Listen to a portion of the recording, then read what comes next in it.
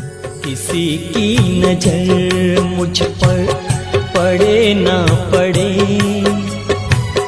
प्रभु की नजर का हुआ है असर।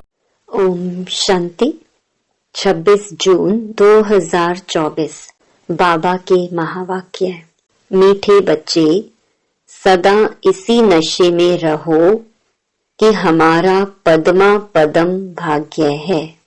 जो पतित पावन बाप के हम बच्चे बने हैं, उनसे हमें बेहद सुख का वर्षा मिलता है। प्रश्न: तुम बच्चों को किसी भी धर्म से घृणा व नफरत नहीं हो सकती है, क्यों? उत्तर: क्योंकि तुम बीज और झाड़ को जानते हो। तुम्हें पता है यह मनुष्य सृष्टि रूपी बेहद का झाड़ है। इसमें हरेक का अपना अपना पार्ट है। नाटक में कभी भी एक्टर्स एक दूसरे से घृणा नहीं करेंगे। तुम जानते हो, हमने इस नाटक में हीरो हीरोइन का पार्ट बजाया। हमने जो सुख देखे वह और कोई देख नहीं सकता। तुम्हें अथाह खुशी है कि सारे विश्व पर राज्य करने वाले हम हैं। ओम शांति। ओम शांति कहने से ही बच्चों को जो नॉलेज मिली है वह सारी बुद्धि में आ जानी चाहिए। बाप की भी बुद्धि में कौन सी नॉलेज है? यह मनुष्य सृष्टि रूपी झाड़ है, जिसे कल्प वृक्ष भी कहते हैं। उसकी उत्पत्ति, पालना, फिर विनाश कैसे होता है, सारा बुद्धि में आना चाहिए। जैसे वह जड़ झाड़ होता है, यह है चैतन्य। बीज भी चैतन्य है, उनकी महिमा भी गाते हैं। वह सत्य है, चैतन्य है, अर्थात झाड़ के आदि मध्य अंत का राज समझा रही है। कोई भी ऑक्यूपेशन को जानता नहीं। प्रजापिता ब्रह्मा के ऑक्यूपेशन को भी जानना चाहिए ना। ब्रह्मा को कोई याद नहीं करते, जानते ही नहीं। अजमेर में ब्रह्मा का मंदिर है। त्रिमूर्ति चित्र छपाते हैं, उनमें ब्रह्मा, विष्णु, शंकर हैं। ब्रह्मा देवताए नमः कहते हैं। अब तुम बच्चे जानते हो, इस समय ब्रह्मा को देवता नहीं कहा जाता है। जब संपूर्ण बने तब देवता कहा जाए। संपूर्ण बन चले जाते हैं सूक्ष्म वतन में। बाबा कहते हैं, तुम्हारे बाप का नाम क्या है? किससे पूछते हैं? आत्मा से। आत्मा कहती है हमारा बाबा। जिसको मालूम नहीं है कि किसने कहा, वह तो प्रश्न पूछ ना सके।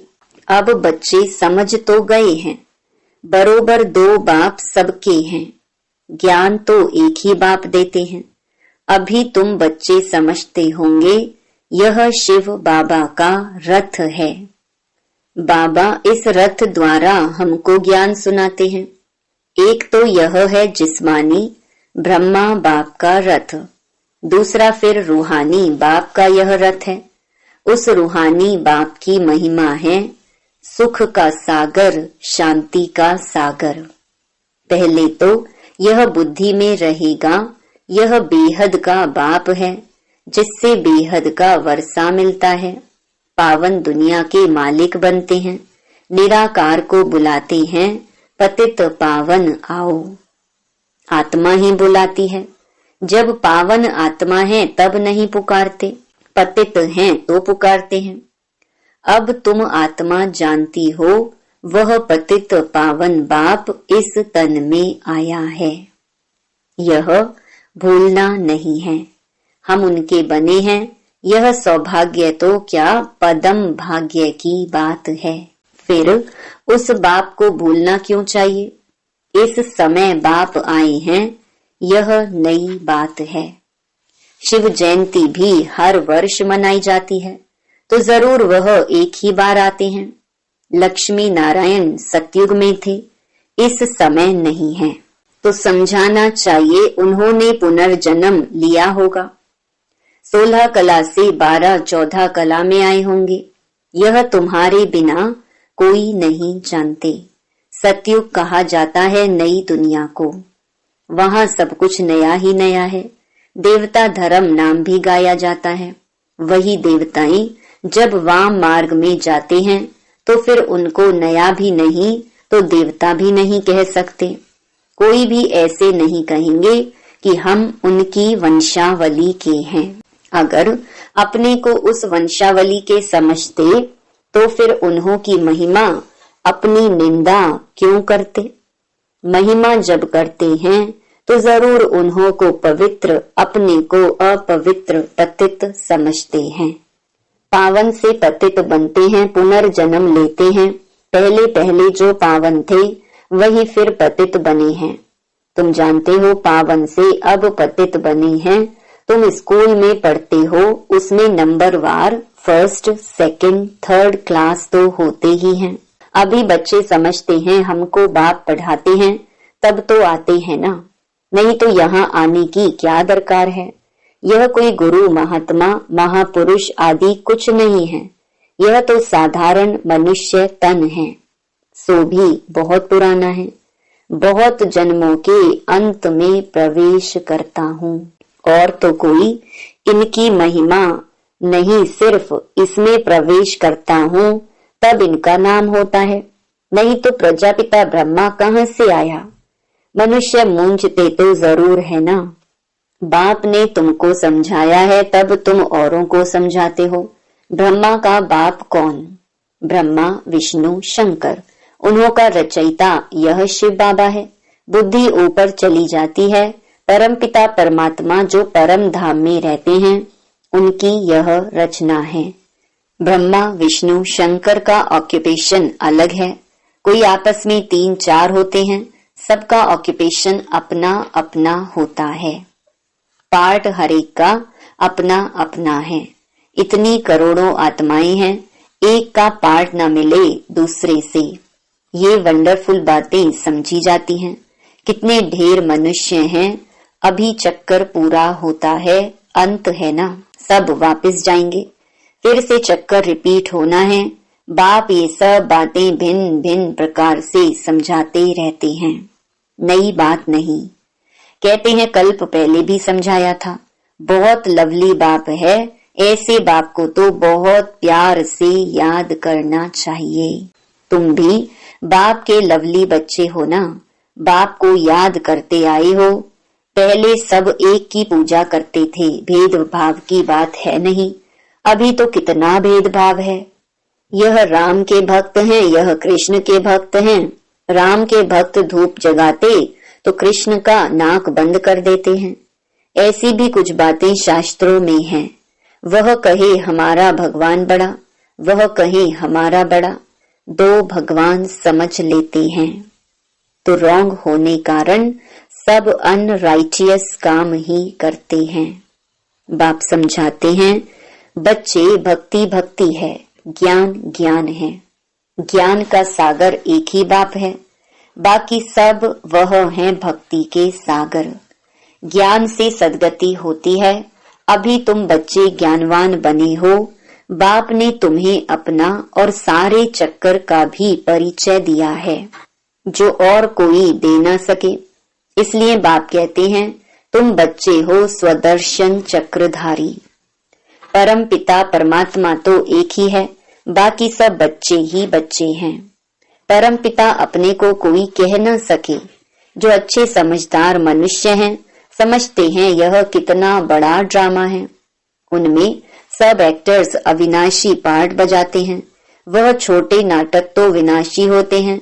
यह है अनादि अविनाशी, कभी बंद होने वाला नहीं है। इतनी छोटी आत्मा, इतना बड़ा पार्ट मिला हुआ है, शरीर लेने और छोड़ने का और पार्ट बजाने का। यह बातें कोई शास्त्रों में नहीं है। अगर इसको किसी गुरु ने सुनाया होता तो उनके और भी फॉलोअर्स होते ना। सिर्फ एक फॉलोअर क्या काम का। फॉलोअर तो वह जो पूरा फॉलो करे। इनकी ड्रेस आदि तो वह है नहीं। कौन कहेंगे शिष्य है, यह तो बाप बैठ पढ़ाते हैं। बाप को ही फॉलो करना है। जैसे बारात होती है ना, शिव की भी बारात कहते हैं। बाबा कहते हैं यह हमारी बारात है। तुम सब भक्तियां हो, मैं हूँ भगवान। तुम सब सजनियां हो, बाबा आया है तुमको श्रृंगार कर ले जाने। कितनी खुशी होनी चाहिए। अब तुम सृष्टि के आदि मध्य अंत को जानते हो। तुम बाप को याद करते करते पवित्र बन जाते हो तो पवित्र राजाई मिलती है। बाप समझाते हैं मैं आता ही हूँ अंत में, मुझे बुलाते ही हैं पावन दुनिया की स्थापना और पतित दुनिया का विनाश कराने आओ। इसलिए महाकाल भी कहते हैं। महाकाल का भी मंदिर होता है। काल के मंदिर तो देखते हैं ना। शिव को काल कहेंगे ना। बुलाते हैं कि आकर पावन बनाओ। आत्माओं को ले जाते हैं। बेहद का बाप कितनी ढेर आत्माओं को लेने लिए आई हैं।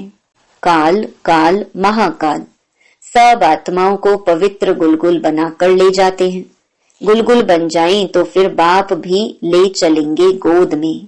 अगर पवित्र नहीं बनेंगे तो सजाएं खानी पड़ेंगी। फर्क तो रहता है ना। पाप रह जाते हैं तो फिर सजा खानी पड़े, पद भी ऐसा मिलता है। इसलिए बाप समझाते हैं मीठे बच्चों, बहुत बहुत मीठा बनो। श्री कृष्ण सबको मीठा लगता है ना। कितना प्रेम से श्री कृष्ण को झुलाते हैं। ध्यान में श्री कृष्ण को छोटा देख झट गोद में उठाकर प्यार करते हैं। वैकुंठ में चले जाते हैं। वहां श्री कृष्ण को चैतन्य रूप में देखते हैं। अभी तुम बच्चे जानते हो सचमुच वैकुंठ आ रहा है। हम भविष्य में यह बनेंगे। श्री कृष्ण पर कलंक लगाते हैं, वह सब रॉन्ग है। तुम बच्चों को पहले नशा चढ़ना चाहिए। शुरू में बहुत साक्षात्कार हुए थे, फिर पिछाड़ी में बहुत होंगे। ज्ञान कितना रमणीक है, कितनी खुशी रहती है। भक्ति में तो कुछ भी खुशी नहीं रहती। भक्ति वालों को यह थोड़े ही मालूम रहता है कि ज्ञान में कितना सुख है। भेंट कर ना सके। तुम बच्चों को पहले यह नशा चढ़ना चाहिए। यह ज्ञान सिवाय बाप के कोई भी ऋषि मुनि आदि दे नहीं सकते। लौकिक गुरु तो किसको भी मुक्ति जीवन मुक्ति का रास्ता बता नहीं सकते। तुम समझते हो कोई भी मनुष्य गुरु हो नहीं सकता। जो कहे हे आत्माओं बच्चों मैं तुमको समझाता हूँ। बाप को तो बच्चे बच्चे कहने की प्रैक्टिस है। जानते हैं यह हमारी रचना है। यह बाप भी कहते हैं मैं सबका रचयिता हूँ, तुम सब भाई भाई हो। उनको पार्ट मिला है, कैसे मिला है वह बैठ समझाते हैं। आत्मा में ही सारा पार्ट भरा हुआ है। जो भी मनुष्य आते हैं 84 जन्मों में कभी एक जैसे फीचर्स मिल ना सके। थोड़ी थोड़ी चेंज होती जरूर है। तत्व भी सतो रजो तमो होते जाते हैं। हर जन्म के फीचर्स एक न मिले दूसरे से, यह भी समझने की बातें हैं। बाप रोज समझाते रहते हैं मीठे बच्चे, बाप में कभी संशय नहीं लाओ। संशय और निश्चय 2 अक्षर है ना। बाप माना बाप, इसमें संशय तो हो ना सके। बच्चा कह ना सके कि मैं बाप को याद कर नहीं सकता हूँ। तुम घड़ी घड़ी कहते हो योग नहीं लगता। योग अक्षर ठीक नहीं है। तुम तो राज ऋषि हो। ऋषि अक्षर पवित्रता का है। तुम राज ऋषि हो तो जरूर पवित्र होंगे। थोड़ी बात में फेल होने से फिर राजाई मिल ना सके, प्रजा में चले जाते हैं। कितना घाटा पड़ जाता है। नंबरवार पद होते हैं ना। एक का पद ना मिले दूसरे से। यह बेहद का बना बनाया ड्रामा है। सिवाय बाप के कोई समझा ना सके तो तुम बच्चों को कितनी खुशी होती है। जैसे बाप की बुद्धि में सारा ज्ञान है, वैसे तुम्हारी बुद्धि में भी है। बीज और झाड़ को समझना है। मनुष्य सृष्टि का झाड़ है, इनके साथ बनियन ट्री का मिसाल बिल्कुल एक्यूरेट है। बुद्धि भी कहती है हमारा आदि सनातन देवी देवता धर्म का जो थुर था वह प्राय लोप हो गया है। बाकी सब धर्मों की टाल टालियां आदि खड़ी हैं। ड्रामानुसार ये सब होना ही है, इसमें घृणा नहीं आती। नाटक में एक्टर्स को कभी घृणा आएगी क्या? बाप कहते हैं तुम पतित बन गए हो, फिर पावन बनना है। तुम जितना सुख देखते हो उतना और कोई नहीं देखते। तुम हीरो हीरोइन हो, विश्व पर राज्य पाने वाले हो, तो अथाह खुशी होनी चाहिए ना। भगवान पढ़ाते हैं कितना रेगुलर पढ़ना चाहिए, इतनी खुशी होनी चाहिए। बेहद का बाप हमें पढ़ाते हैं, राजयोग भी बाप ही सिखलाते हैं। कोई शरीरधारी तो सिखला न सके। बाप ने आत्माओं को सिखलाया है, आत्मा ही धारण करती है। बाप एक बार ही आते हैं पार्ट बजाने, आत्मा ही पार्ट बजाकर एक शरीर छोड़ दूसरा लेती है। आत्माओं को बाप पढ़ाते हैं, देवताओं को नहीं पढ़ाएंगे। वहां तो देवताएं ही पढ़ाएंगे। संगम युग पर बाप ही पढ़ाते हैं पुरुषोत्तम बनाने के लिए। यह संगम युग एक ही है जब तुम पुरुषोत्तम बनते हो। सत्य बनाने वाला, सतयुग की स्थापना करने वाला एक ही सच्चा बाबा है। अच्छा, मीठे मीठे सिकिलधे बच्चों प्रति माता पिता बाप दादा का याद प्यार और गुड मॉर्निंग। रूहानी बाप की रूहानी बच्चों को नमस्ते। धारणा के लिए मुख्य सार। पहला, संगम युग पर डायरेक्ट भगवान से पढ़ाई पढ़कर ज्ञानवान आस्तिक बनना और बनाना है। कभी भी बाप व पढ़ाई में संशय नहीं लाना है।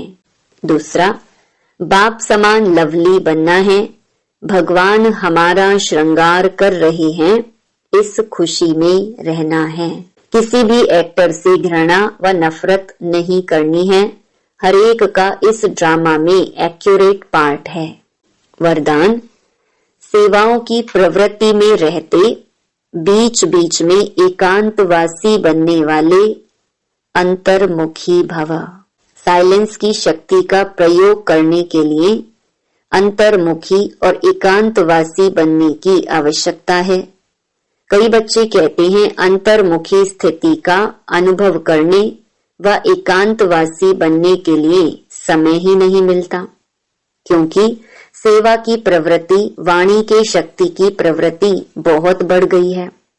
लेकिन इसके लिए इकट्ठा आधा घंटा व 1 घंटा निकालने के बजाय बीच बीच में थोड़ा समय भी निकालो तो शक्तिशाली स्थिति बन जाएगी। स्लोगन, ब्राह्मण जीवन में युद्ध करने के बजाय मौज मनाओ तो मुश्किल भी सहज हो जाएगा।